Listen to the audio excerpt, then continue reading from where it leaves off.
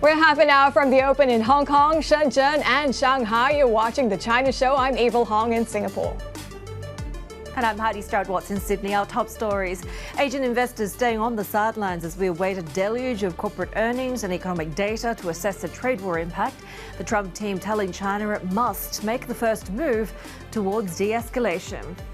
Well, Trump's threats also hanging over the Canadian election as voters decide whether to return Mark Carney's Liberals or to hand power to Conservative leader Pierre Poilievre.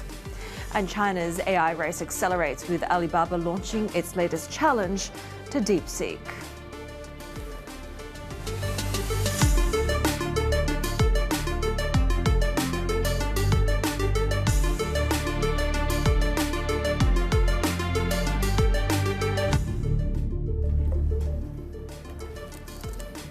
Take a look at how we're tracking when it comes to the market action this Tuesday morning, and it is that sense of sort of muted caution. Investors still awaiting obviously a flurry of both earnings as well as eco data this week. That 5-day rally in US stocks facing a significant test over the next few sessions, given that we do have US data dropping, earnings from big tech companies, as well as this ongoing uncertainty when it comes to trade policy and trade signaling out from the US. At the moment, you're seeing just a lot of that red across the board as we get the benchmark gauge in Australia up by just about 0.4%. We're seeing marginal moves when it comes to what we're expecting from that open in China and Hong Kong as well. And of course, we're continuing to watch for signaling from the Chinese side of things when it comes to policymakers as well, in terms of just how much stimulus efforts that are further to come that we could still expect, including from the likes of the PBOC, given that pressure continues when it comes to the trade front, even as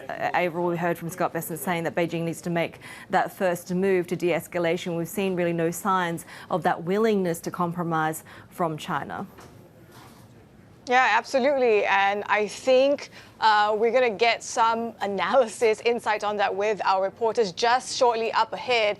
But take a look as well at how Golden Dragon fared overnight. Looking at futures also not giving us very convincing moves either way. But in terms of what else we're watching in markets today, you saw how there was net buying in Hong Kong turnover just a day ago, but not by much, about 2 billion Hong Kong dollars worth into Hong Kong stocks. We're watching out for the yuan fix today. Worth noting that just a day ago, the PBOC deputy governor said that things are stabilizing on dollar China at the 730 handle. They've also been talking about guiding lenders towards, giving loans to banks. Particularly for exporters, I should say. And the banks are clearly the ones that we're watching out for today because of those big earnings that are coming through. Maybe give us further clues on how exactly they've been kind of weathering the storm amid the trade war. And of course, Alibaba one to watch, given how it's taken the wraps of its latest flagship AI model. Haidi. Yeah, Avril, as you mentioned, it really is that focus on the big financials, particularly to see how those margins are really coming under pressure from the trade-related economic pressure there. But coming up on the show, we'll get some analysis. We'll be speaking to Mei Yan from UBS to get her take when it comes to these Chinese bank earnings. We'll also be discussing market strategy in the next hour. Ken Wong from Eastspring will be along with us. And a little bit later on, Goldman's Michelle Cheng telling us about their latest analysis when it comes to that impact on China's consumer sector.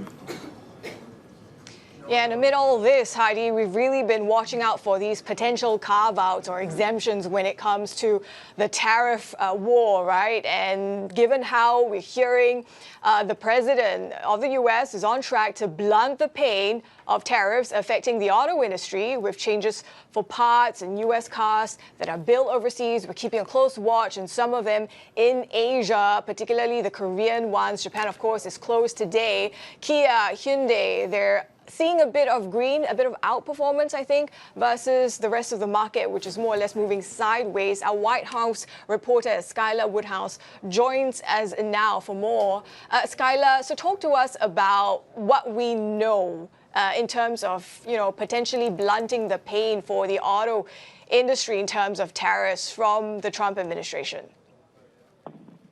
Yeah, I mean, so the news is really really interesting. I think what we've been hearing a lot from the president and his administration is, they've been touting, we're open to deals, we're in negotiations. But also what we've heard throughout this whole tariff story is, that things are going to be maybe not as bad as folks anticipated them to be. I mean, the president has said, there'll be, a little bit of pressure, but it'll still be on the more conservative end. And then also at the same time, the president, one theme that he is known for is sort of really, going full force with what he plans to do, but then sort of walking it back. So I think this is kind of a blend of what we've seen from the president. He has this plan, this is what he's going to do. But then ultimately, as time goes on and his advisors sort of, I guess, talk to him, they meet with industry executives, they sort of walk back on what we can expect. So I think right now for the auto industry, that's what we're seeing. Some of that pain is softening right now. Scarlett, the bigger question perhaps is whether we're going to see that walk back when it comes to China, right? Scott Bessent saying that it's up to Beijing to de-escalate if this is going to go, trend towards the right direction. But as we head into the first 100 days for President Trump, his popularity, the polls coming under enormous pressure. Yeah, we're literally right on the cusp of, sort of his 100th day in office. There's a lot of pressure right now for him, his administration, to sort of stabilize, the financial markets. I mean, we've all seen, stocks, bonds sort of just all over the place. And, that's something they're having to confront. I mean, the president campaigned on these tariffs, so it's not really shocking that I guess he's, moving forward with this trade plan and his America First policy agenda. But at the same time, it is having a lot of consequences on the financial markets, on sort of this global relationship. And what we heard from Bessent today, they are waiting for China to sort of make the first move. And it'll be interesting to see how that goes forward. It sounds like, folks in Washington, particularly the president, are getting a little antsy and they would like to see some movement. But also at the same time, it's like China, I guess, is like just sort of punching forward with their own plans and sort of, not giving the U.S. the attention maybe they want to see. So it'll be really interesting to see sort of how this all shakes out as talks continue to go and if President Xi and President Trump ever have that phone call. White House reporter Scarlett Woodhouse there in Washington. Well, Treasury Secretary Scott Bessent does say that all aspects of the US government are in contact with China, but it is up to Beijing to take that first step to de-escalate the tariff fight. Let's bring our China correspondent Min Lo. So, Min, it doesn't seem like tensions are certainly dialing down. The sort of signalling from DC seems to be that they are really looking for that off-ramp. China doesn't seem to be that willing at this point.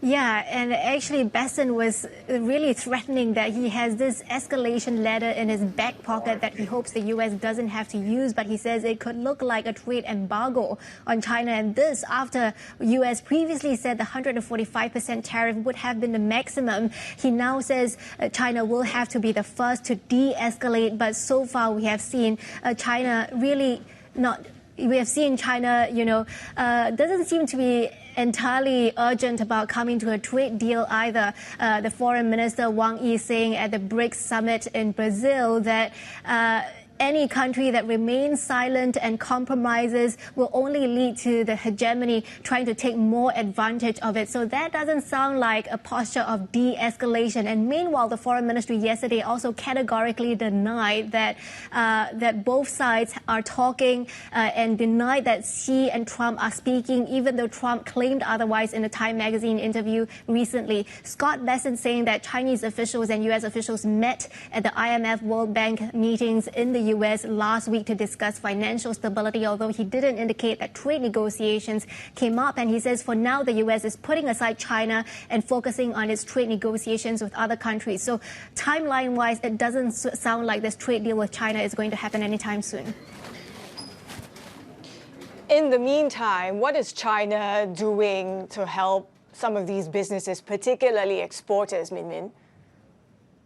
Yeah, so yesterday, China held a press briefing with several ministries together, and the focus there was really to help these exporters that are hit by tariffs, particularly getting banks to lend out loans to small and medium trading firms, creating a special credit tool for exporters of large equipments, and then helping them to diversify to other markets and reducing the cost for them to sell to China by lowering the cost of rent, of streaming as well. And the Ministry of Human Resources acknowledged that the tariff so far has had an impact. Some companies are struggling, leading to job losses. The ministry says that it is focusing on helping workers to upskill, focusing on bringing jobs, especially to younger people. And this comes as China continues to express confidence that it is going to be able to hit that growth target of around 5% this year. We've been talking about the sort of ability to revive patriotism and nationalism within China, right? We've seen state media now referencing Mao Zedong's essay about bracing for a protracted war. This was, of course, an essay in the context of the Sino-Japanese war. How are they kind of modernizing it to the current trade war with the US? Yeah, this is a really interesting article posted by the social media account of Beijing Daily, a state media, and it's a classic essay by Mao Zedong written years ago during World War II when China was fighting against Japan. And I want to read you a couple of quotes because I found them really insightful that shows us how China is thinking about the tariff war. And it says the Trump administration is wielding this big stick of tariffs, attempting to extort and kill. The methods used are unprecedented in their dominance and fierceness, which is an extreme provocation to China's sovereignty and dignity. Note how the language is very strong, really inciting that wartime rhetoric there. It goes on to say that there is no room for compromise, let alone any reason to submit. And when it's clear that the U.S. is playing tricks, how can we naively expect verbal statements and paper promises to have any guarantee? And so the paper is making a few arguments here. Number one, they cannot trust Trump's words. He has eaten his words before. They cannot trust that if they come to a trade deal, U.S. will be holding up its end of the bargain. And number two, because China is the world's second largest economy, and the U.S. views China as a threat that needs to be contained, then this trade war is just a symptom of that. Even if both sides come to an agreement, it doesn't mean the U.S. wouldn't find some other way to contain China. And that's why the article says China needs to brace for a long, protracted war. There is no easy victory. It was also a very clear-eyed article in assessing some of the advantages and disadvantages it has. It acknowledged the U.S. strengths in its corporate innovation, its tech strength, its talent pipeline, and how China has other strengths, particularly in its institutional strength and being able to concentrate remarkable amount of resources into great strategic priorities. And it says this is a time when the Chinese people need to come together to fight and battle against, drawing on that spirit where they were fighting against imperialism. And that's why China is focusing so much on, number one, drawing on resources to beef up its domestic circulation, domestic economy, and number two, the long-term strategic priority in high-quality development and overcoming the bottlenecks when it comes to the tech front, because longer term is really focusing on doing its own thing well here. Yeah, sort of rallying call and looking back in the history books. Our China correspondent Min Min Lo for us there out of Hong Kong. Now, we've been seeing how markets are waiting out for a trade deal, and as Min Min has been alluding to, it looks increasingly out of reach despite some sense that we get carve-outs or exemptions. Amid all this, we've seen how US stocks are on their longest winning streak since, I think, November last year. So for more on how markets are doing, Bloomberg M-Life strategist Mary Nicola joins me now in the studio. So Mary, we've been seeing this rally of sorts. Not sure if you can call it a convincing one, given more of a sideways performance in the previous session.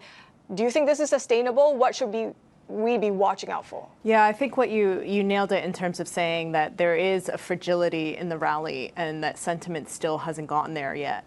And a large part of it is to do with the fact that we're seeing increasing signs of the impact and the implications of the tariffs. So say, for example, the Dallas Fed Manufacturing Index showed that there was some disruption within companies, and companies are talking about the tariffs as a key disruption. There's also a collapse in shipping containers and the movement of goods from China to the U.S., where there's increasing concern that the EU can find empty shelves in a few months' time in the U.S. as a result of this. So what that means is that if you're starting seeing the soft data come into question, then what happens with the hard data? And of course, we're getting a few of the hard data in this week. Of course, we have the job report at the end of the week. And so all this is a culmination of there's so many headwinds along the way that are likely to show that we're not even close to out of the woods. So reasonable to be expecting Fed cuts in June? I mean, is there some disconnect between what the Fed will actually do and what markets are pricing in? Well, I think the key thing for the Fed, and the Fed has repeatedly mentioned about inflation, we still don't know what the true impact of these tariffs will be on inflation. Fed Chair Jerome Powell has made it very clear that his focus is on inflation. But of course, don't get me wrong, if we see that the labor market starts to falter, he's really going to have to rethink the way he talks about rate cuts, because at the end of the day, they still have a dual mandate of inflation and the labor market. So you start seeing widening cracks in the labor market, then the focus will shift to there. So I think in the meantime, the concern for investors is more on what's happening with the hard data, and that's why you're seeing the front end rally, and probably can see the front end continue to rally in U.S. Treasuries. That's where it's showing up, those expectations. Mary Nicola, our Bloomberg M-Live strategist for us. And we're counting down to the open of trade in Shanghai, Shenzhen, and Hong Kong. You're watching The China Show.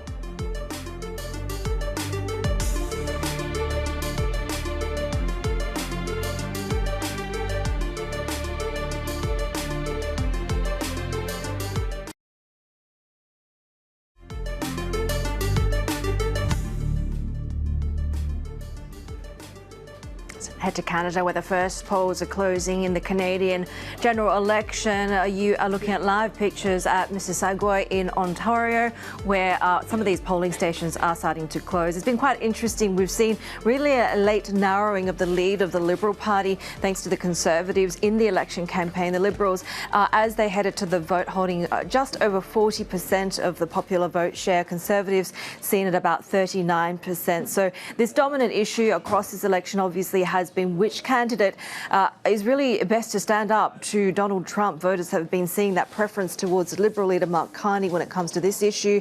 It has been a tightened race, and we have seen a little bit more optimism from the Conservatives as the vote count, which comes in live, has been coming in. But despite, of course, the tightness that we've seen into the end of this election campaign, the polls do still suggest that we could see the election result that had been sort of predicted. But let's get live to Ottawa now. Bloomberg Executive Editor Derek Declerc joins us now. So early returns, Derek, from the eastern part of the country. Does it give us any indication of how this is trending? It doesn't tell us a lot, because Atlantic Canada is not necessarily indicative of the rest of the country, and it's less than 10% of the seats. However, what those early results do show is the Conservatives doing perhaps a little bit better than what they thought, and the Liberals doing perhaps a little bit worse than what they had hoped. In the last election 4 years ago, the Liberals took 24 out of the 32 seats in this region. They'd been hoping to more or less, repeat that performance. Looks like they might come in more like 21, 22. So the question is whether that is something that is going to indicate a softer vote in the more populated parts of Canada, like Ontario and Quebec, where it would result in affecting many more seats. So what will you be watching most closely in the next hour? Well, we've got a flood of results to come in starting in about 15 minutes, where the polls will close in Quebec, Ontario, most of Western Canada, and that's most of the country. So we should know quite a bit more about an hour from now than we do right now. This election is going to get decided in the suburbs around Toronto, the suburbs around Montreal, the big cities, where there are dozens and dozens of seats, and many areas where Liberals and Conservatives are fighting very close contests and have traditionally been extremely competitive with each other. So that really, how well does the Liberal vote hold up, for example, in the suburbs north of Toronto, where there's lots of auto plants and lots of concern about tariffs, and west of Toronto, and around Montreal, which also has a significant aluminum industry that's been affected by the trade war. So that will tell the tale. Yeah, certainly that's all playing out into domestic politics, these external challenges. Our Bloomberg executive editor, Derek DeCluet, for us. And you can also turn to your Bloomberg for more on this. Go to TLive Go to get commentary and analysis from Bloomberg's expert editors. Plenty more ahead. This is Bloomberg.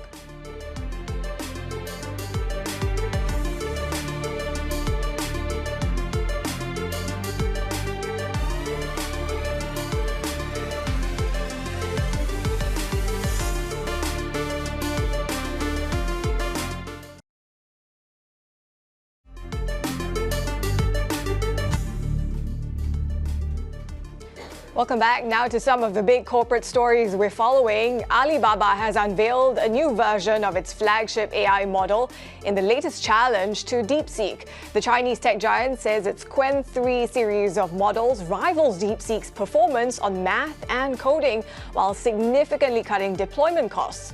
It uses a so-called mixture of experts technique that breaks down tasks into smaller parts. Bloomberg has learned that Sony is considering spinning off its semiconductor unit to streamline its business. Sources say Sony would distribute its holdings in its chip arm to shareholders while possibly retaining a minority stake. Billionaire investor Dan Loeb had pushed for years for spin-offs to unlock shareholder value. Loeb's investment firm Third Point sold its holdings of Sony ADRs in 2020. Let's take a look at the state of play when it comes to the Hong Kong pre-market session. We're seeing a little bit of upside there, tepid upside, given, of course, the rest of these regional markets are really treading water at the moment. Still just so much concern when it comes to the uncertainty over trade tariffs, even with some signs of a potential walk back there from the US when it comes to auto tariffs. But certainly the ball still being thrown in Beijing's court with regard to a de-escalation effort. But you are watching the China Show. We do have the open of trading next. This is Bloomberg.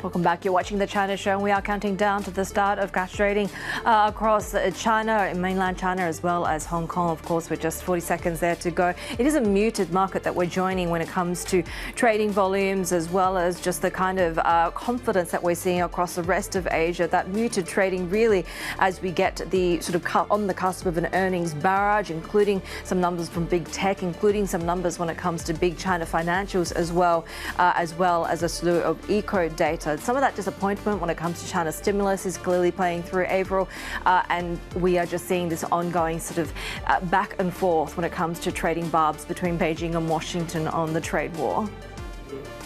Absolutely, but I think there is also a sense of maybe things between the US and China have de-escalated a little bit, so that optimism maybe feeding through into what you're seeing in futures in Hong Kong.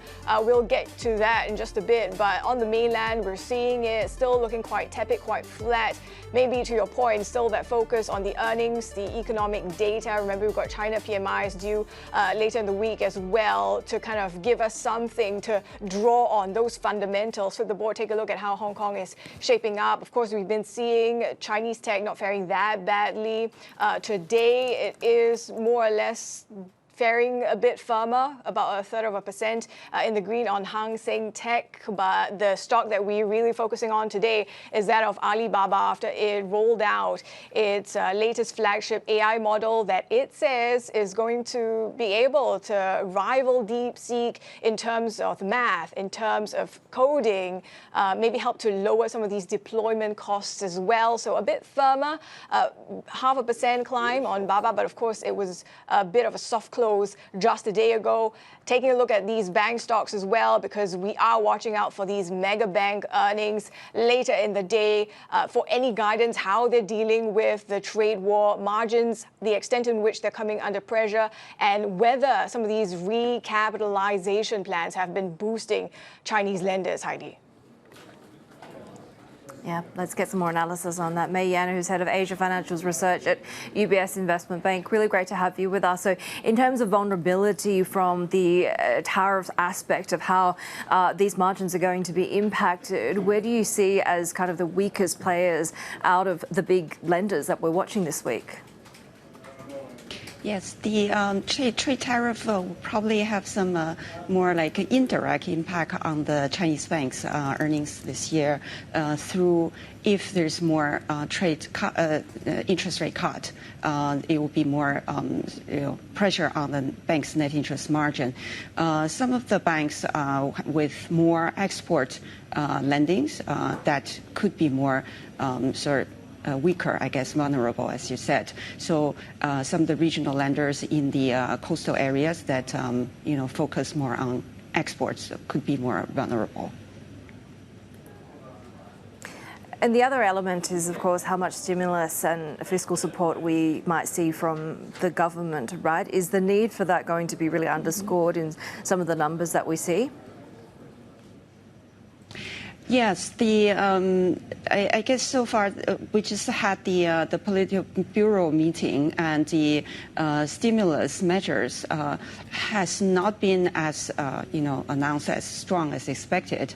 I guess the tariff impact will gradually coming in. So there will be more downside, I guess, starting from middle of the year till second half. So maybe more stimulus measures will be coming out, later on. The banks will report earnings, first quarter results, pretty much all today. We're actually expecting banks' earnings to be continue its strength and improvement trend in the first quarter versus last year. But however, as you know, the tariff completely changed the world on around April 7th. So we'll see what the banks guide for second quarter and going forward. Yeah, as you say, if not directly, there's certainly so many secondary and tertiary effects, right? When you take a look at the capital positions of the various players, are there things that sort of stand out to you? And does that sort of enable them to be able to boost lending as well, particularly if they can align that with some of the key macro and eco policies that we're hearing from the government? Yes, four large state-owned banks have announced the capital raising, and that could be completed by middle of the year. I think the purpose of getting these injections is to help sort of compensate for them in last 4 or 5 years during COVID and economic property downturn, etc., that they didn't have enough organic capital accumulation. So these capitals will help them to boost capital ratio between around 0.5% to 1.5%. So it's more a purpose for financial stability for the banking system than I think for asking them to specifically boost their loan growth to a large amount. So I think we expect loan growth for the banking system to continue to be around 7.5% this year. So the banks, to some extent, yes, they will continue to grow loans despite, GDP growth, as our house view is about 3.5% GDP growth this year. So the big banks will lend to a measured pace that's to support the economy. That's an important nuance, right? Because more about financial stability than perhaps boosting loan growth. But we also know how these lenders for years have been tasked with the heavy lifting, supporting some of these sectors, including property. Now, they're kind of being tasked to support exporters. What do you see as the risks ahead for them? Mm-hmm. Yes. I guess I would say still the large banks particularly, they lend more to the larger corporates as well as in the last couple of years, they were asked to do more inclusive finance, which is lending to micro small enterprises. So the exporters, I think they will be supporting, but a lot of the impacted exporters maybe are more sort of small, medium-sized exporting companies, which are more private, and they're less they have less borrowing from banks, or banks, in other words, lend less to them directly. So I would still say I think the bank's impact would be through the macroeconomic impact indirectly. So the banks, I think their earnings this year will still be relatively resilient, maybe compared to the other direct export impacted sectors. So we're still positive on the bank's earnings and on the bank's stock performance this year. When it comes to the macro, Mei-Yan, what are you seeing in terms of the extent in which maybe some of the liquidity squeeze that we saw among Chinese banks earlier in the year is being eased given the recent slump in the dollar? Right, yeah. There was, I think, in January, February, there's some, a bit, as you said, liquidity squeeze. I think the central banks was on purposely not giving out as much of liquidity as they used to. And to some extent, they wanted to maintain a certain level of interest rate. For example, the 10-year interest rate actually rebounded a bit from 1.6% to 1.9%, but now it's back down to 1.6, 1.7%. So I think for the purpose of maintaining certain interest rate level, and then also liquidity-wise, I think when the economy being hit harder by the tariff and the trade war, etc., they would, as the Politburo meeting says, select the proper time to cut RRR or cut interest rate. So I think liquidity-wise, the central bank will manage accordingly. What are the risks that you see when it comes to asset quality? We saw China merchants saw a not insignificant jump in NPLs. Is that something that we need to be worried about, particularly if we do see policymakers returning to, the old playbook of stimulating growth? Yes. I think asset quality-wise, in the last couple of years, we've seen the property downturn that has significant negative impact on the property developer loans. NPLs rise to more than 5%. And then LGFV, the local government financing vehicle companies, also had near default, but bailed out by the central government. Now, in the last 2-3 years, we've seen gradual increase in the consumer loans, NPLs. So it's still in the 1% range or so. So it's not particularly high, but the trend of gradual increase is something that definitely worth monitoring. And also there's, people, investors asking about what about the manufacturing overcapacity sector, etc. So these two areas are what we're watching. The NPL ratio so far are still around 1%, 1.5%. But, going forward, if the economy is subject to more stress, I think we're going to see more potential risk here. Right, so bad debt for now looks relatively manageable, something to keep an eye on in the quarters ahead. Mei-Yan, Head of Asia Financials Research at UBS Investment Bank, thank you so much for your analysis and for joining us today. Well, we're also keeping a close watch on HSBC earnings, also out later today, and subscribers can also turn to the terminal for more on that. T-Live Go is your function to get commentary and analysis from Bloomberg's expert editors. Plenty more ahead. This is Bloomberg.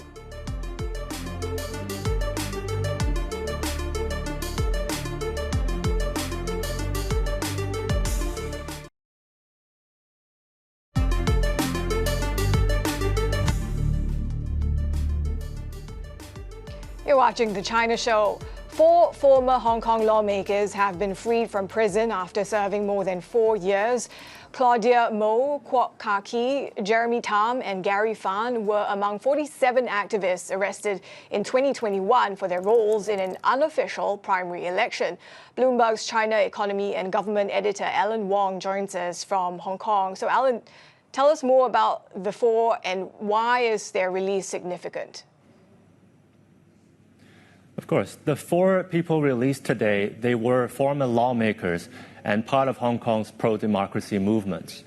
In that, it means that they were all leaders of those movements as well as participants. And they were jailed for more than 4 years over a charge that relates to their activism back in 2020 when they participated in an unofficial primary election trying to give the pro-democracy parties a majority in Hong Kong's legislature. And their release today has been quite muted, the response to it, in part because none of them have very publicly spoken to the press about how they feel and what transpired while they were in prison or talked about their plans for the future. Some of those lawmakers, former lawmakers such as Claudia Mo, previously said in their mitigation that they hope to spend time with their partners after the release. So the significance of this release is that it concludes for those people a very long prison term for them, and it's a reflection of how Hong Kong's use and imposition of the national security law has cracked down on these sorts of political activism that used to be very commonplace in the business center. Alan, as you say, that ability to express dissent has really taken a very different turn after the national security crackdown of the last few years, right? Does the release have any implications for the broader pro-democracy movement? We've seen potentially the dissolution of some of those major pro-democracy groups and parties too. Indeed, Hong Kong's oldest pro-democracy party, the Democratic Party, is in the process of dissolving. After what reports say were some pressure from middlemen ahead of the coming Legislative Council election. So that's just the latest pro-democracy parties to disband after several others already dissolved. And many activists, those who were not imprisoned, have fled Hong Kong and moved overseas. And many more people who simply participate in pro-democracy protests, not organizing them, have avoided political activism because of a fear of arrest and legal action after the imposition of the national security law. And having seen the long jail sentences that those laws led to that affect more than 40 former activists, I think a lot of people here, they'd be very mindful of their action so that they don't trip up the very severe law. Alan, we also saw how the trade war kind of figured into recent national security events. We had some of these, a day of national security events, I should say. What was the message from authorities? The Beijing authorities sent a really strong message during a recent National Security Day, when Beijing's top official overseeing Hong Kong, Xia Baolong, gave a video address warning against U.S. threats against China and Hong Kong, saying that Donald Trump's tariffs are not simply a matter of trade, but is an attempt to suppress the development of the Chinese nation. So those stern words come as Hong Kong itself, which used to be, isolated from the U.S.-China tensions that we saw during the first trade war, is now also being swept up in those trade tensions. One example of that is that the U.S. removal of de minimis exemptions on low-value goods shipping to the U.S. now also apply to goods departing Hong Kong. And Hong Kong, as we all know, is a free trade port, which imposes no levies on other countries. So this move is one of the first that signals that the Trump administration is looking to erase the difference between mainland China and Hong Kong, which obviously could have some implications on Hong Kong's reputation as a freewheeling trade hub. Bloomberg's China economy and government editor Alan Wong there with the latest. Plenty more ahead. This is Bloomberg.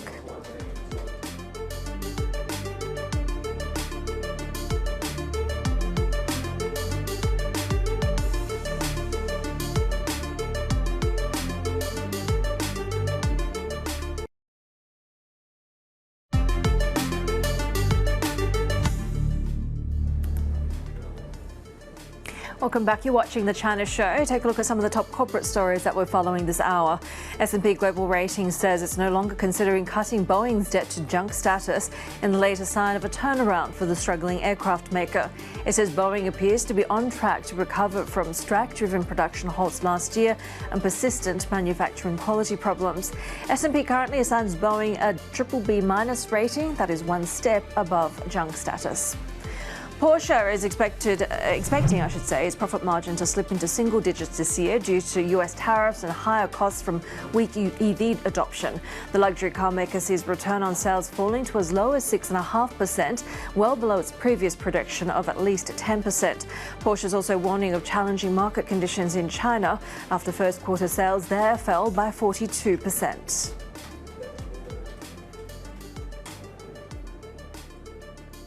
Now, one of the biggest buzzwords at the ongoing Shanghai Auto Show, besides tariffs, has been EV safety, and that's after a fatal crash of a Xiaomi car that led to nationwide uproar. Our chief North Asia correspondent Stephen Engel took to a test track in Shanghai, where the world's biggest EV battery maker, CATL, is striving to make charging not only faster and more efficient, but safer. CATL likes to think of itself as doing sort of the dirty work of building electric vehicles, not only where the rubber meets the road, but where the charge is put into the chassis. CATL's so-called skateboards are a modular cell-to-chassis product that integrate the battery cells under the floorboards with the chassis, engine, drivetrain, and other modules. CATL's many car brand customers then build out their own flashy bodies on top. And this stripped down and topped off skateboard skeleton is not just for show. It rips on the test track. Our test drive took place just as CATL touted it can now offer 520 kilometers or 323 miles of range from an industry best just 5 minutes of charging time. Total game changer, because with that technology and then the infrastructure that follows behind it, range anxiety should be a thing of the past. CATL has more than 1/3 of the world's EV battery manufacturing capacity. They can scale it. Analysts say this will be the year in China when EVs finally outsell internal combustion engine passenger cars for the first time. But tragedy also has recently accompanied that rapid growth. In late March, a Xiaomi SU7 traveling at high speed on an expressway with self-driving reportedly switched on plowed into a concrete wall and caught fire, killing 3 people. The Xiaomi accident really put the focus on EV safety, not only with autonomous driving, but with battery safety. This is the CATL first generation of the skateboard chassis. Underneath are the batteries. The next generation, called the Bedrock, is promising at least 120 kilometers an hour. Frontal impact will not cause a fire or explosion, also known as thermal runaway. Greater oversight, safety will become a priority for a lot of these companies. They're all talking about it here. I think the problem with the way the self-driving technology features have been sold is it's caused people to think that they could be less attentive to the way the car is actually performing. You still need to monitor the car. Putting the onus on battery makers, too, to make sure such a high-impact thermal event won't lead to a fire. For one, it's championing advancements in less combustible sodium-ion batteries, which CATL says are ready for commercialization. While this reporter is ready for perhaps just one more spin around the track. Stephen Engel, Bloomberg News, China.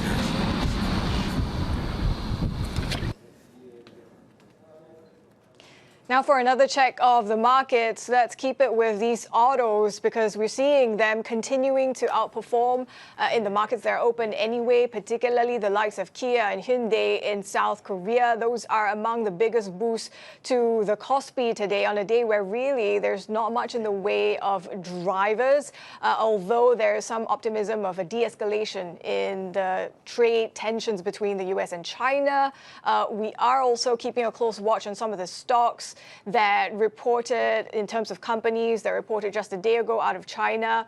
And it's really about assessing the tariff impact. So interesting to see from these consumer-facing names such as SF Holdings, Tsingtao, they are performing in an improved sort of condition. And the likes of Sinopec, though, of course, perhaps not much of a surprise when you look at how that weak demand was feeding into its scorecard.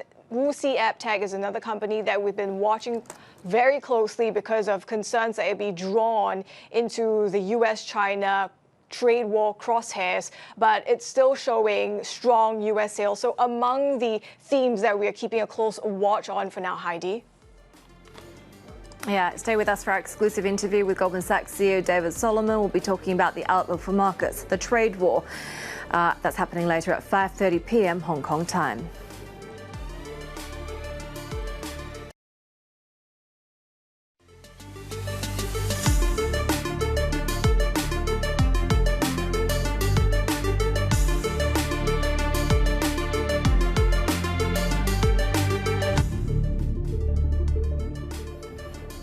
Welcome back. You're watching the China Show. Let's take a look at the Hang Seng Index. We're just half an hour into the start of the trading session. Of course, still a lot of to and fro when it comes to bombs and signalling that we're seeing from both Washington, D.C. and Beijing. Of course, Scott Bessent, the Treasury Secretary, saying kind of the ball is in Beijing's court to try and take the first step towards de-escalation. At the same time, we're hearing from the Chinese Foreign Minister Wang Yi telling countries not to give in to the U.S. trade threat, calling the U.S. a bully that will only be emboldened by appeasement. So it doesn't look like an off-ramp is sort of anywhere in the near future at the moment, but some modest green across the board. We're seeing the HSI being led by healthcare in particular. We're seeing leadership of about 3% there. Consumer discretionary, interestingly, also seeing upside of almost 1.5%, but some weakness across energy in particular, dragging that part of the market down, Avril.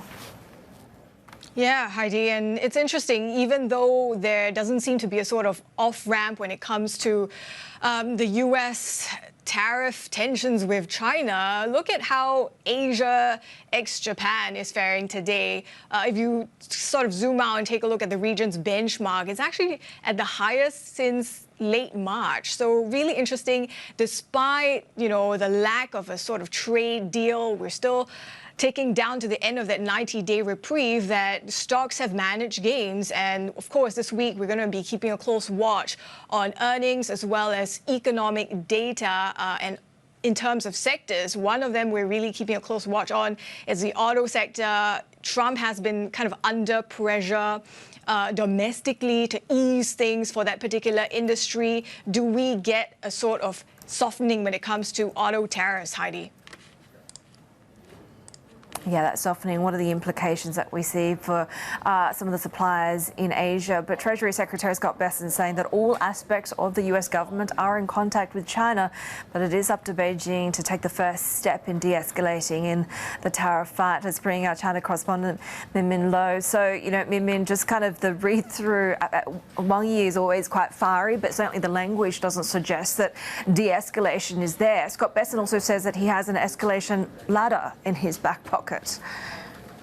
That's right. He's saying that escalation could look like a trade embargo on China. So it looks like, it's a game of he says, she says now because, again, U.S. is saying that there are all these talks going, and China just yesterday, the foreign ministry reiterating again, categorically denying that there is any trade talk going on, also saying that Xi and Trump are not speaking. So it's a waiting game here because the U.S. is saying it's up to China to de-escalate. But meanwhile, as you said, Wang Yi over there in the BRICS meeting in Brazil, saying that any country that stays silent and compromises is only going to embolden the U.S. to take even further advantage. So it doesn't seem like either side is backing down. And meanwhile, China is really focusing on ring-fencing its domestic economy, giving help to the exporters that are going to be affected by these tariffs. Yesterday, the press conference held by various ministries outlining some of these measures to support or give cheap credit to some of these exporters, helping them expand to other markets. So the focus really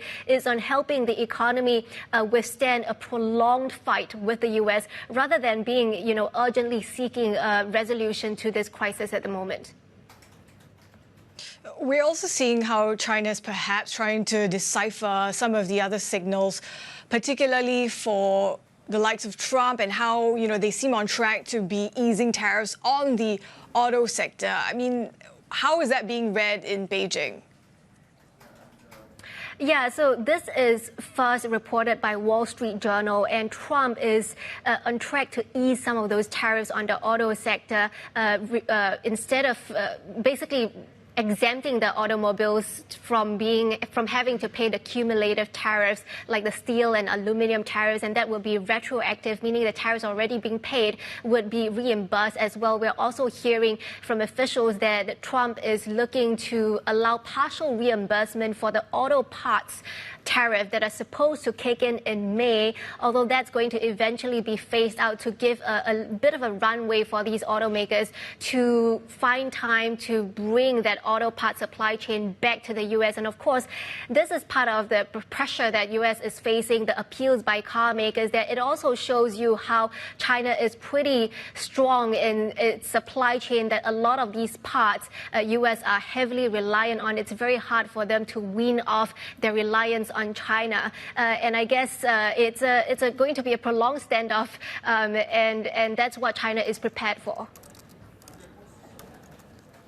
This long standoff seems to now be harking back to examples in history, right? Chinese media have been now referencing Mao Zedong's essay about bracing for a protracted war. This goes back to, the Sino-Japanese war in the 30s and 40s, right? How are they bringing this internationalism into 2025?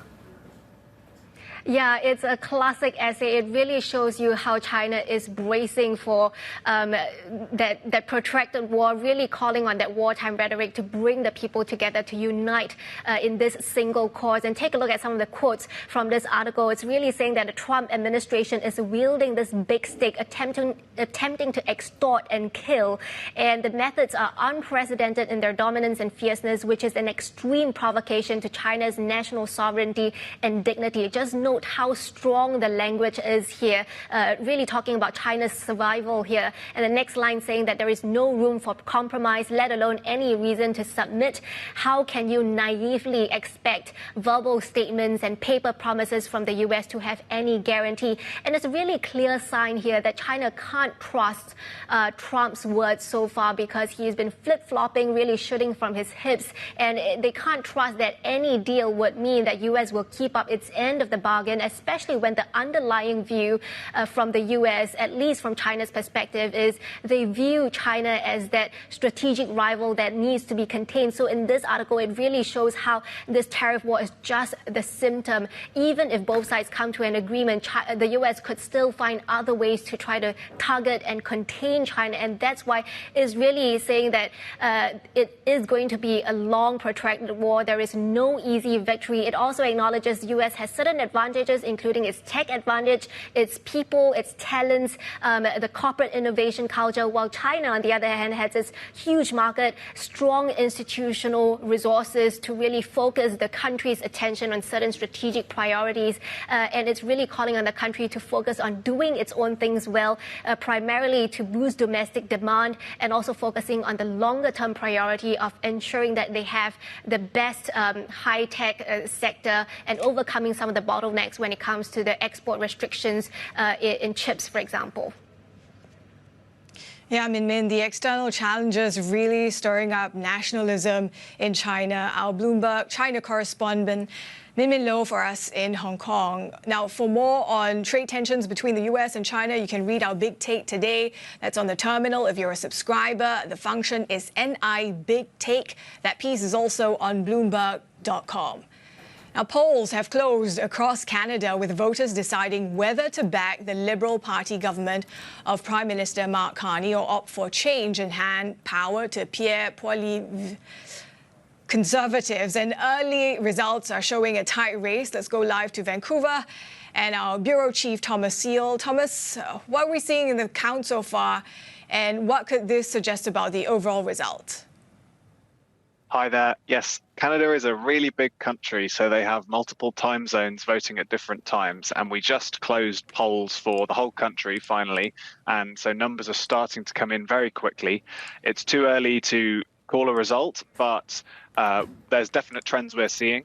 One is that voters are consolidating around the two big parties. Canada has other smaller parties that have played key roles in forming coalitions in the past, a left-wing party called the NDP, a Quebec party, the Bloc Québécois.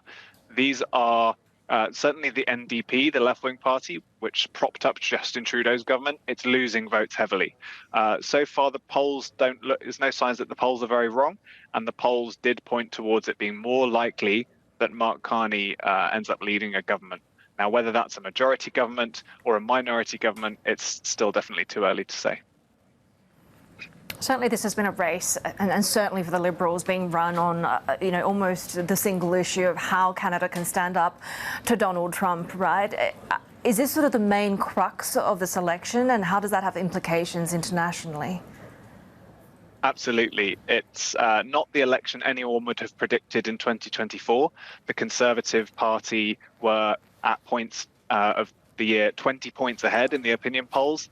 Justin Trudeau was very unpopular. He resigned at the beginning of 2025, was replaced after a quick election with Mark Carney. And around the same time, Trump became president and started making threats that I don't think anyone really expected regarding Canada, global tariffs, but particularly focusing in on Canada and this claim that it shouldn't be a real country, it should be a state of the United States. That has angered and upset and shocked many Canadians, and it's completely changed the dynamic of the election. And the Liberal Party has particularly leaned into that dynamic, using it heavily in their campaigning. Other elements are still important. So the cost of living in Canada is very high. They suffered, a jump in inflation like many places. There's a housing crisis, but those issues have at times taken a back seat to how do we deal with our dominant trading partner on our southern border. 75% of our exports go there, and he wants to put 25% tariffs on everything.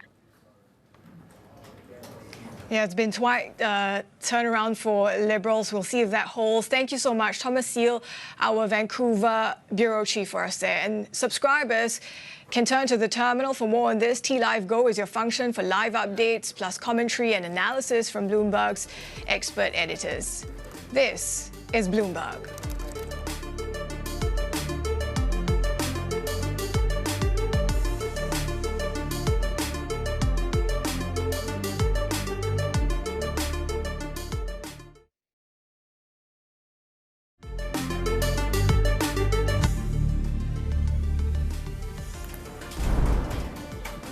All right, we do have some breaking news when it comes to the Canadian election result. Mark Carney's Liberal Party to win the Canadian election, according to projection from CTV. And in fact, both major networks have now called it that the Liberals will win. It is not yet clear whether that will be a majority or a minority government at this point. According to CBC CTV, we are waiting, of course, for really large swaths of these votes to continue to come in what is a live count at the moment. But this result has held up to be a very good one for Mark Carney, with his Liberal Party to win the Canadian election, according to now two major news broadcasters projecting that. It's been quite a fascinating race, given that we saw that late edge when it comes to the Conservative Party, but that wasn't really expected to change the overall outcome of this result. And we're now seeing that Mark Carney's Liberals to win the Canadian election, with two projections from major broadcasters, but both CBC and CTV still holding out to see if that's a Liberal majority or minority government. Let's bring back from Vancouver our bureau chief there, Thomas Seal. So a very quick result being called now by the major networks. What does the sort of the contours of this government potentially look like? Yes, the flood of results seems to have determined a Liberal win. It's not clear whether there'll be a minority or majority government. It's going to be different from the Trudeau-led administration. That much is clear, and Trudeau was Prime Minister for most of the last decade, elected, swept in 2015, but then under minority governments in the last two administrations. He had to ally with the left-wing New Democratic Party in the last couple of years, and his administration is seen by many to have sort of drifted in that leftwards direction, spending heavily and also running up deficits. Whereas Mark Carney has, he's only been Prime Minister for 1 month, replacing Trudeau before calling this election, but he made symbolic moves to distance himself from some of Trudeau's policies. So, for instance, a consumer carbon tax that was very unpopular and used by his opponent to batter him with. Carney got rid of that within hours of being sworn in as Prime Minister. He also reversed an increase on the capital gains tax, saying that this is important for rewarding innovation and entrepreneurship. So, business people we've interviewed are split, but some say they see Carney as more of a centrist administration. And his platform, though, still outlines heavy spending.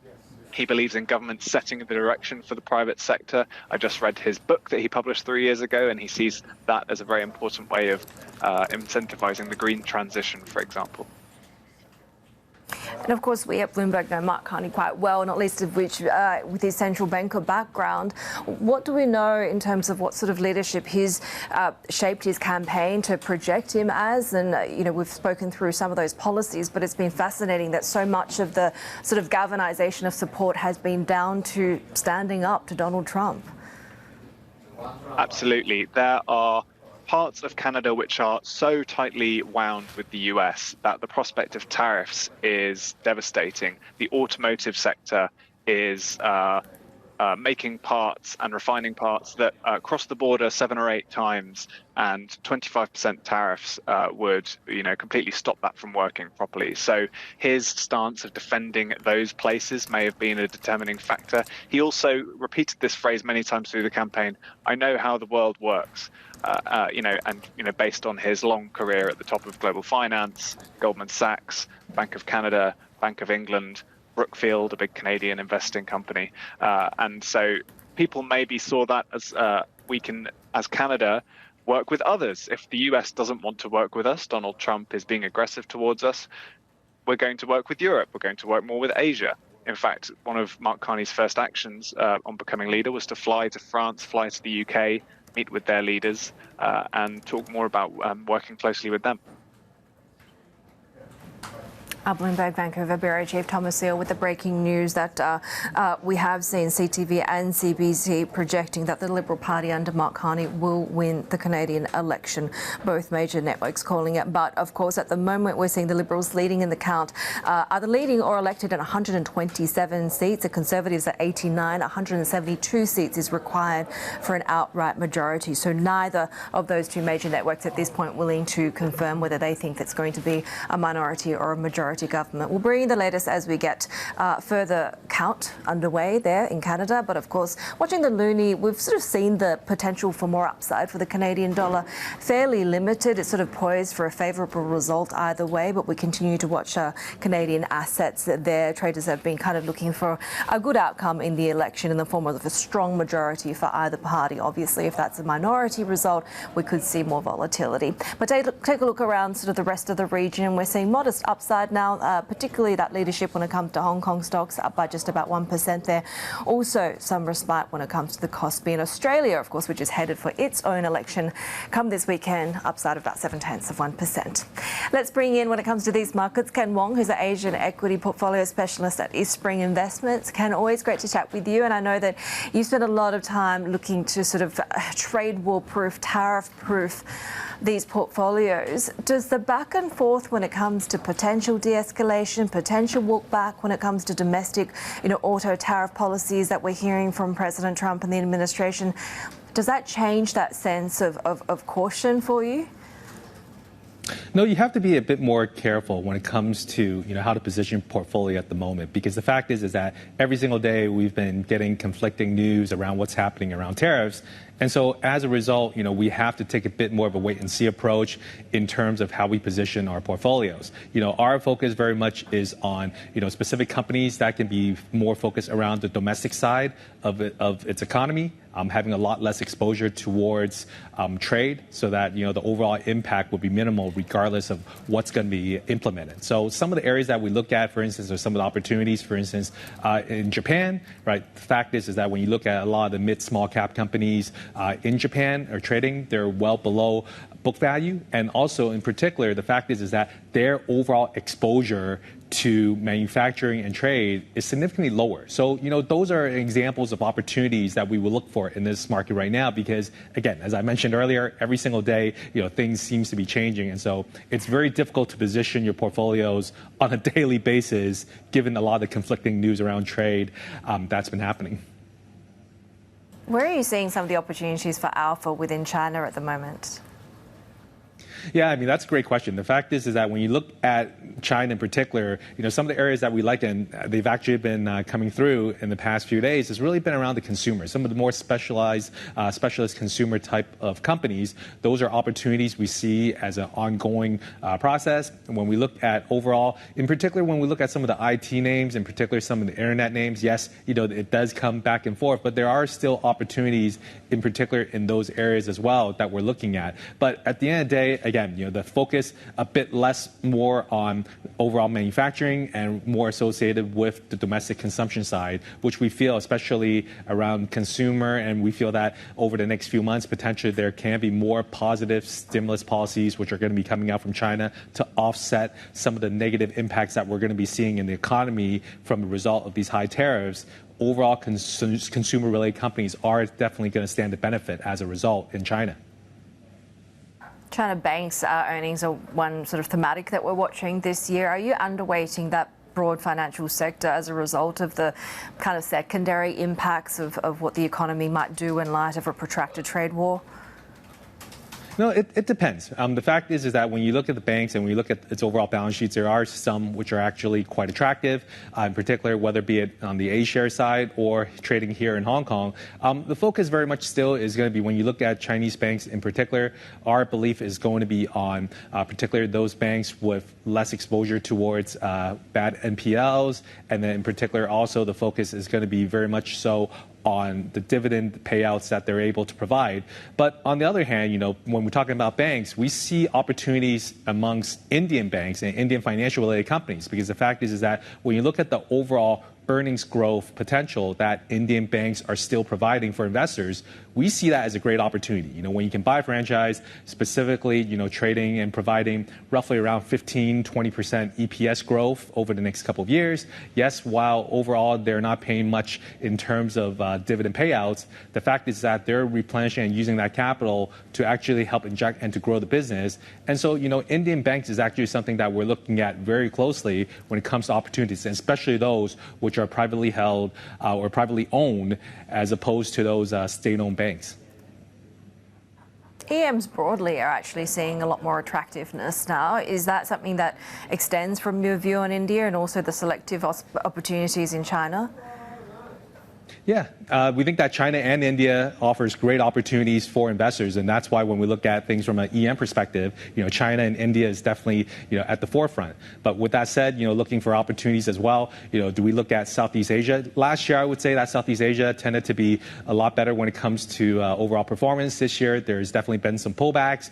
Obviously, with the weakening of the currency, has had a very big impact. So I think overall, when we look at the EM plays, it's also going to be very important to see, overall from a currency perspective, whether or not the dollar continues to strengthen, or sort of with that notion, the fact is that looking at the Fed Fund futures right now, potentially with 3 or 4 interest rate cuts by the end of this year, is that going to be a benefit towards EM currencies? With the weakening of the U.S. dollar, that could actually help EM markets, especially those which are very exposed on the currency side, to actually see better returns during the second half of this year as a result potentially of a weakening of the U.S. dollar. Yeah, I mean, not an EM, obviously, but Japan stock certainly seeing that currency impact, right? What do you like within that market? Yeah, as I alluded to earlier, when we talk about Japan, small mid caps are definitely going to be the areas that we want to focus on at this moment. 40% of Japanese mid small cap companies are trading 1 times below book. So the fact is that you have a very large opportunity set of stocks that we can look at. Overall, trading companies continues to be an area that, we continue to look at. But, when we talk about opportunities, we feel that small mid-cap space in Japan is definitely going to be a great opportunity for investors, especially given the fact that they are less exposed to what's happening with the tariffs which are being implemented on Japan. But of course, let's say that if deals are going to be put into place, and let's say Japan, and there's a lot of talks that Japan might be one of the countries that potentially could strike a deal with the U.S., then things could change, and we could look at some of the manufacturers again in terms of those who've been hit quite badly because of the notion of these high tariffs. So right now, given kind of where we are, status quo, looking at specifically those small mid-cap companies, but of course, that could change, especially if we do see some progress being made on, let's say, agreements around trade between the U.S. and Japan. Is the central bank outlook more broadly just a lot more uncertain because of the macro environment? Yeah, we feel that, when we look at just overall in general, right, with the Fed, I think right now people are still questioning whether or not they are going to lower interest rates by what the Fed fund futures are telling us. I mean, as I said earlier, 100 basis points, 3 or 4 interest rate cuts potentially by the end of this year looks quite high at the moment, especially given some of the uncertainty around, potentially how much inflation we're going to be seeing in the next few months. And then, of course, with that, then we have questions around what the BOJ is going to do, especially, let's say, if the Japanese economy starts to weaken a bit. So, there's going to be a lot of things in play in terms of what's going to happen. And then, of course, then when we look at the Chinese central bank, what are we going to see from the PBOC when it comes to, are they going to be much more accommodative during the second half of the year in order to, sort of help stimulate some of the growth that we need to see, especially to offset some of the potential losses that we might see in overall economic growth because of the high tariffs in China. So those are going to be some of those situations that we need to, sort of understand more clearly. And the central banks have a lot that they need to do for this year. Ken, really great to chat with you. Ken Wong of Eastspring Investments. And of course, we're watching that live vote count from Canada. A big surge when it comes to Quebec for the Liberals. It's being said that that's likely to decide if this will be a minority or a majority government.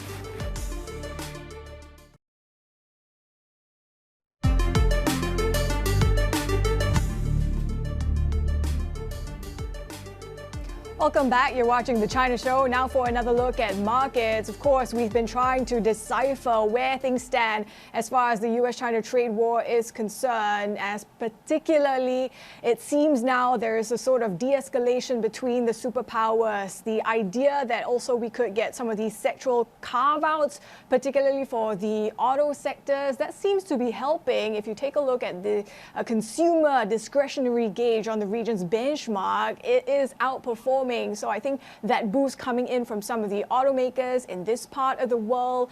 Other than that, we're also keeping close watch on this gauge of stocks in ASEAN, Southeast Asia stocks that have erased the losses since April 2nd. So pretty much where we are before Liberation Day. Flip the board and take a look at how one of the stocks we're watching in Southeast Asia is faring today. That's Amara, double-digit 26% gains.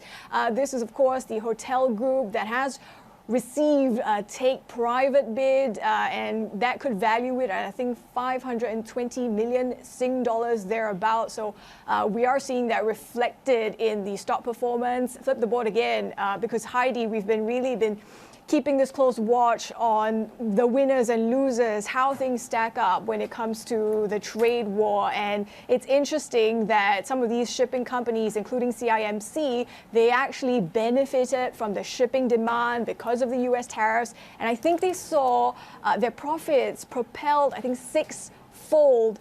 So among the stocks that we're keeping a close watch on, Haidi. Yeah, and of course that domestic consumption story, so part of the economic revival for Chinese policymakers is top of mind as well. Avril, holiday travel is on the minds of many Chinese as they look ahead to the upcoming May Day holidays. Time for a look at what's making headlines when it comes to national newspapers. Chinese officials expect cross-border travel to rise 27% during this holiday, which runs from May 1st through to May 5th. The National Immigration Administration also expects to see an average of 2.15 million daily border crossings during the period. Meanwhile, Hong Kong newspaper Ta Kung Pao says hotels in the city are in high demand for the upcoming Golden Week. The report says many have been almost fully booked out. The May Day holiday is one of China's longest national holidays. Hong Kong Financial Secretary Paul Chan also wrote in his blog over the weekend that over 800,000 Chinese tourists are expected to visit Hong Kong during that period. That would be a 10% increase from last year. On the consumption theme, Goldman Sachs' latest pulse check on the sector finding that the trade war this time has not cast much of a direct impact on Chinese consumer sentiment towards US brands. Joining us now is Michelle Cheng, who's a co-head of Asia Consumer Research at Goldman Sachs. Michelle, great to have you with us. And I have to say that is a little bit surprising to me, particularly, I guess, if you're looking at brands like Tesla or perhaps Apple. What were the findings, do you think, in terms of that sort of nationalistic approach not making much of an impact on American brand value? Indeed, we have been looking at different sources, including the news article related to U.S. brand boycott, or the social medias, the comments on the social medias, and even some high-frequency data starting from early April. So far, I think compared with other countries like Canada, Mexico, Chinese consumers are still rational. And looking at the news article related to U.S. brand, especially the big brands, if we compare with the previous year's boycott campaign, these few weeks, the trend has been pretty modest. And something quite interesting is if we look at the consumers' comments on social media, they actually have a more neutral comments toward the U.S. brand. Some people will say that these U.S. brands are either owned by the Chinese entity or they actually hire many local employees, and also they source a lot locally. And on top of that, consumers will go back to see which brands can really offer good products with reasonable price point. So it looks like the origin of the nations is not the factors consumers will choose the brands when they make the purchase decision. But having said that, we also look into a lot of brands' performance in China in the past 1 to 2 years. And indeed, there are trends that some domestic brands has getting stronger, and they also upgrade their products, so they can actually get market share over the past few years. But on the other side, a lot of the not only U.S. brand but also the multinational brands, they still have a premium price point. So considering consumers are still rational in spending, so a lot of the U.S. or MNC brands, even before these trade tensions, they have been losing market share. But of course, we still need to closely monitor the trend. But so far, we indeed observe that consumers are still rational. Are we seeing much of a difference between different types of products in terms of whether, that brand value is deteriorating as a result of, as you say, sort of more boycott coverage, or simply as a result of product updates and where they are at in the cycle, as the case might be for things like Apple? Yeah, so that's a good point. But traditionally, if we look at the subsectors mostly dominated or used to be dominated by the global brands, it's indeed those electronics, discretionary items, including like cosmetics, sportswear. But since I think 2020, 2021, there was already a huge wave of the national brands emergence. So I think so far across different segments, we actually see see that for the share market share shift, it didn't really like change too much, especially in the past 2-3 weeks. But having said that, there are still some U.S. brands are doing pretty well in China. So take, for example, some leading QSR brands, KFC, McDonald's, given they can still offer very good value for money products and they can tap into consumers' demand in this environment, their market share has been pretty steady or even gained a little bit.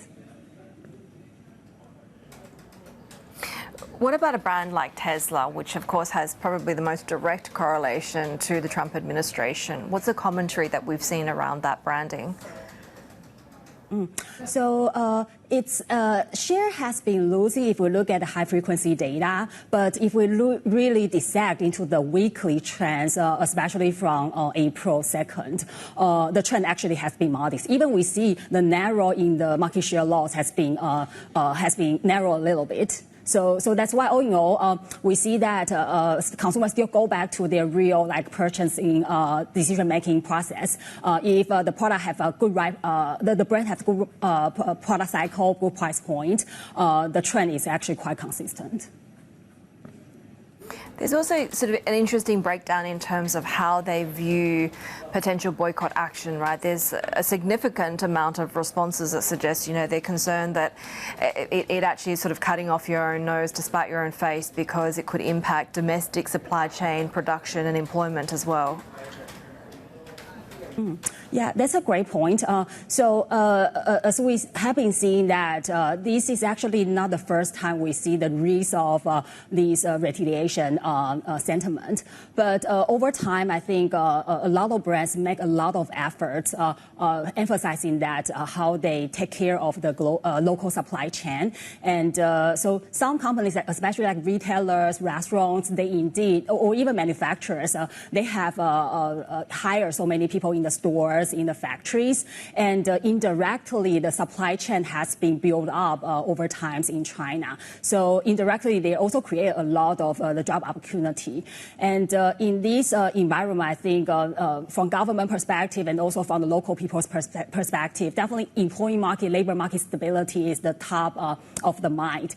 So I think this is also one of the key reasons that consumers are rational, because they also have their friends, families are working in these brands, and they think that to be realistically, if they boycott those brands, they actually will have some negative indirect impact.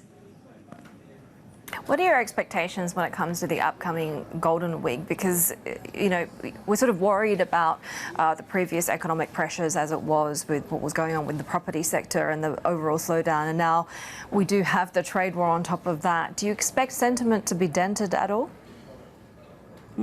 Yeah, so on the positive side, we do have some hope to see the revenue, retail sales, spending acceleration into the holiday season.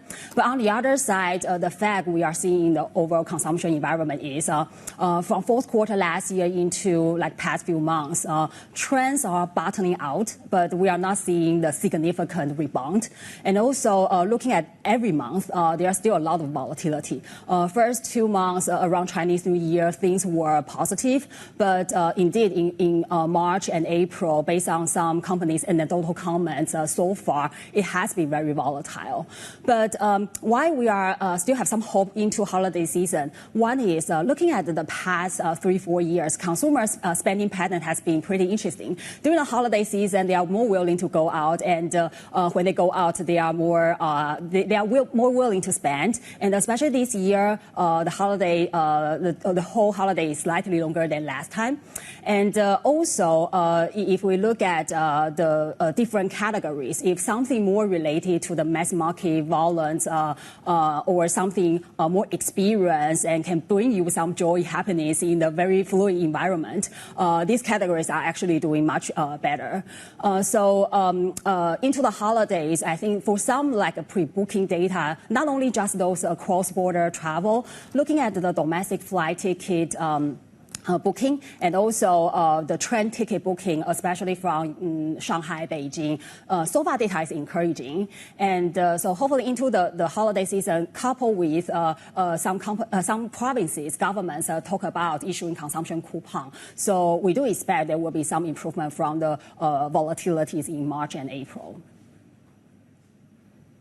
Michelle Cheng, really great to have you with us, co-head of the Asia Consumer Research Group at Goldman Sachs. Some really surprising and interesting findings when it comes to the lack of boycott action for US brands so far in China. And of course, do stay with us for our exclusive interview with Goldman Sachs CEO David Solomon. We'll be talking about his outlook for markets as the trade war between China and the US continues to intensify. That conversation happening at 5:30 p.m. if you're watching in Hong Kong. We're getting further developments when it comes to this progressive count in the Canadian election result. Liberal leader Mark Carney now winning his seat in the Nepean seat in the Ottowa-area seat there, according to CBC. Of course, a lot of this is going to come down to how that vote continues to come through when it comes to Quebec. We're seeing favourable results so far for the Liberals. The surge in count numbers in Quebec as the results come in. Bloc Québécois has been losing ground in that part of the country, and that's going to be key when it comes to deciding whether the government will be a minority or a majority government. That part is yet something that hasn't been called by either of the major networks. But Mark Carney's Liberals winning the Canada election either way, regardless of what the contours of this future government look like, but really setting up for talks with the US. We're seeing Liberal candidates leading or elected out of 135 or so of those seats. 172 is required for an outright majority. This has been really a campaign run on being able to stand up to President Donald Trump in a trade war, on boosting economic growth and the establishment of better relationships with that administration. This is Bloomberg.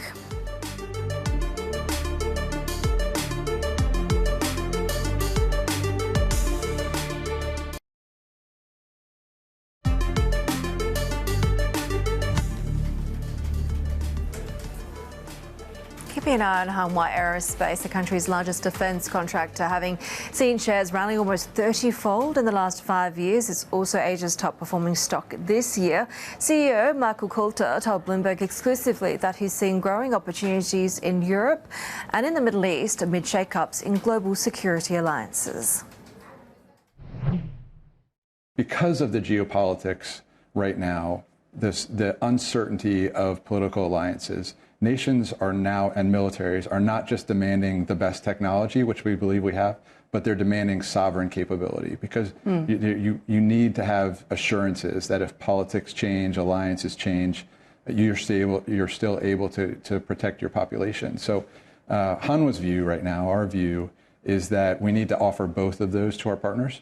So our global defense strategy is intent on delivering that. So it's not just the traditional exports, although we're still happy to do that where it is, but it's evolving Hanwha from being the leading Korean aerospace and defense company to a leading global aerospace and defense company, and doing that by becoming a multi-domestic company.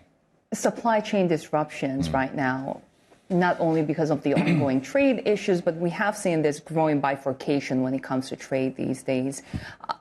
How is that impacting your business in terms of raw material price increases, in terms of getting your critical components? All of those things are true. I think the hardest part about it is uncertainty. When you can't plan for what it's going to cost. So we have government contracts here in Korea, government contracts in the United States and elsewhere.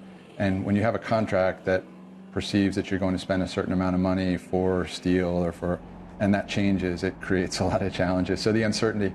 That said, as partners with national governments, we do have discussions. There are programs called REAs, which allow you to say, hey, the price of steel has changed. So defense industry is certainly subject to all the other whims we're seeing commercially, but it's a little bit reinforced by the strong collaboration between government and industry in our world.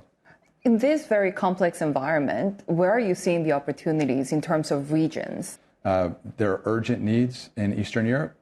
We've brought our case of investment, technology transfer with leading technology, and ultimately respect for sovereignty. And it's been very welcome in Eastern Europe. So that has been a main focus of ours. For a decade or so now, we've been doing work in the Middle East, largely in Egypt, but security challenges in the Middle East as well. I was recently at IDEX, a conference last month in Abu Dhabi. We met with Saudis, Emiratis, and others, and they see a very challenging security environment. Unique to that region compared to here and elsewhere is that they have challenges from 360-degree angle. They're worried about every direction, which also makes them operate in a different way. So they're investing. But as you would expect, in the Middle East, they are very focused on sovereignty. So we're in discussions both in Saudi and UAE right now about programs that will create capacity in the Middle East that addresses sovereign, but also helps address those security threats. And then obviously— That sovereign would mean producing locally and sourcing that locally. Yes. What's the timeline for that? Do you have anything right now in the works? We are in advanced discussions it's already ongoing in Egypt, so I'm very proud of the relationship we have with the Egyptian government. Given the security challenges, I would say Saudi and UAE are a main focus of ours right now. We're in deep discussions with both markets, and I would expect us to be present locally there this year. I would have thought that Western Europe was largely a closed market even 3 or 4 months ago. Decent capacity, but underinvested, but very tight, challenging market for a Korean company. World events have changed that. I think in Western Europe, they're very focused on sovereign capacity, but they will be focused on that. So we're talking with various partners in Western Europe right now about what that might mean. A lot of these investments will, of course, need funding. Yes. The recent announcement of the share sale of Hanwha Aerospace has been very controversial domestically. Some people have said that really hurts minority shareholders. How do you respond to that? So we very much respect that. We've since that was done, you're aware that we've reshaped that a little bit. We spent a lot of time talking to shareholders. At the end of the day, the business case is so strong. We have done this as a company several times in the past where we've taken bets and they have paid off for the investors. So we are telling investors the same story now. Yes, there's a potential for a slight dilution in the near term, but look at our track record, look at the market opportunity. And we've walked everybody through, just as I am with you, where we're making the investments and the return on those investments from a business standpoint, and it ultimately is a very strong business case. Hanwha Aerospace Global Defense President and CEO Michael Coulter there speaking with Sherian. And if you're a Bloomberg subscriber, you can catch up with all of our past interviews using our interactive function at TV Go. You can also join the conversation by sending instant messages to our team, our guests during our live shows as well. Do check it out. It is at TV Go. Much more ahead. This is Bloomberg.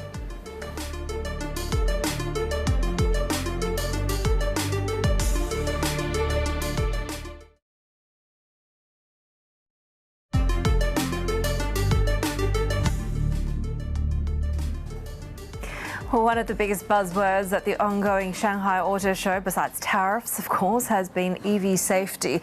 That's after a fatal crash of a Xiaomi car led to a nationwide uproar.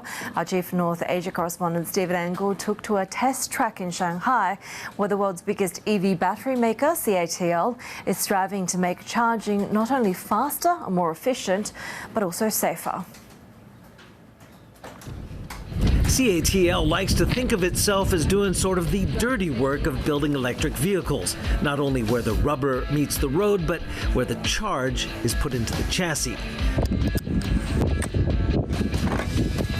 CATL's so-called skateboards are a modular cell-to-chassis product that integrate the battery cells under the floorboards with the chassis, engine, drivetrain, and other modules.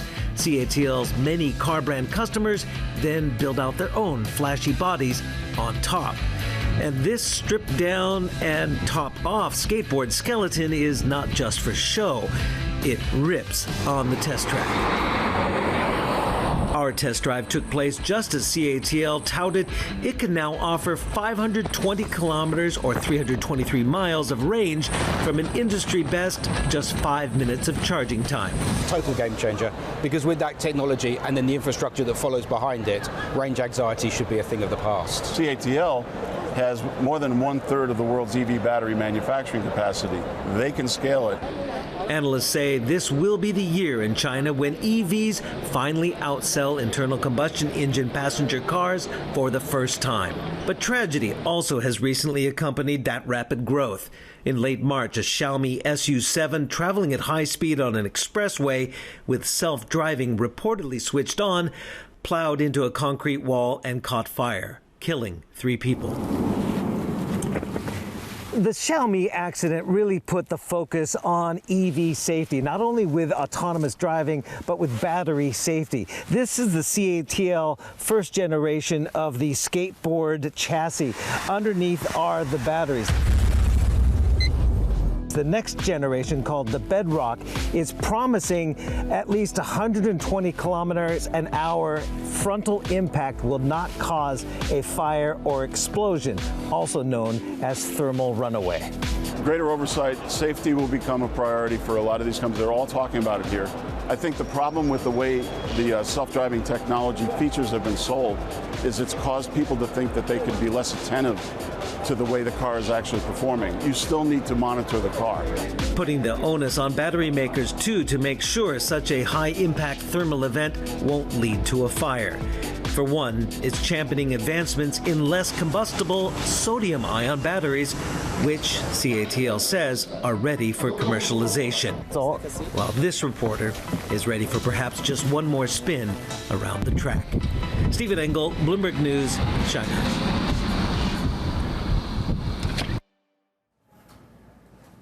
Coming up on Insight next with Haslinda Amin, we get a reaction to the Canadian election result, a win for Mark Carney's Liberal Party, how it may play into the trade war with the US. Morgan Stanley Investment joining us for their outlook on Asian economies. And Italy's Deputy Enterprises Minister, Valentino Valentini, joins us for an exclusive conversation.